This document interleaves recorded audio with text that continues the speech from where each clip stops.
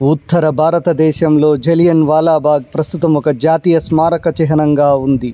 ఇది జాతీయ స్మారక చిహ్నంగా ఉండడానికి గల కారణమేమిటి?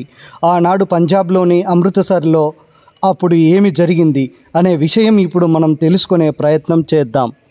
మన దేశంలో బ్రిటిష్ వారు పూర్తిగా అధికారాన్ని చేజిక్కించుకున్న తర్వాత భారతీయులపై అనేక ఆంక్షలు విధించారు.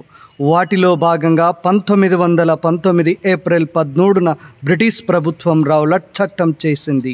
ఈ చట్టం బ్రిటిష్ ప్రభుత్వం భయభ్రాంతి నెపంతో ప్రజలపై నియంత్రణలు పెంచేందుకు తీసుకువచ్చిన చట్టమే రౌలట్ చట్టం.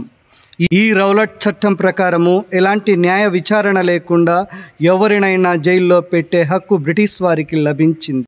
ఈ చట్టానికి వ్యతిరేకంగా దేశమంతా నిరసనలు, అల్లర్లు చెలరేగాయి. అదే సమయంలో పంజాబ్లో కూడా నిరసనలు చెలరేగడంతో ఈ నిరసనలో భాగంగా డాక్టర్ సత్యపాల్ మరియు సైఫుద్దీన్ కిచ్లూలు ఇద్దరిని బ్రిటిష్ అధికారులు అరెస్ట్ చేశారు. ఈ విషయం తెలిసిన పంజాబ్ ప్రజలు ఆవేశంతో నిరసనలు చేపట్టారు.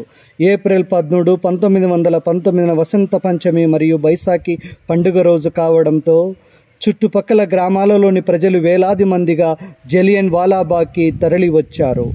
ఈ విషయం తెలుసుకున్న జనరల్ డయర్ శాంతియుతంగా నిరసనలు తెలుపుతున్న అమాయక ప్రజలపై తన సైన్యంతో విచక్షణారహితంగా కాల్పులు జరిపారు. ఒకటే ప్రవేశ ద్వారం ఉండడంతో ప్రజలు తప్పించుకోలేక గోడలు దూకి బావిలో పడిపోయి ప్రాణాలను రక్షించుకునేందుకు ప్రయత్నించారు. ఈ కాల్పుల్లో దాదాపుగా 1000 మందికి పైగా చనిపోగా 100 మందికి పైగా క్షతగాత్రులయ్యారు. భారత స్వతంత్ర పోరాటంలో ఒక ఘోరమైన ఘటనగా చరిత్రలో నిలిచిపోయింది. ఇదే జలియన్ వాలాబాగ్ మారణకాండ.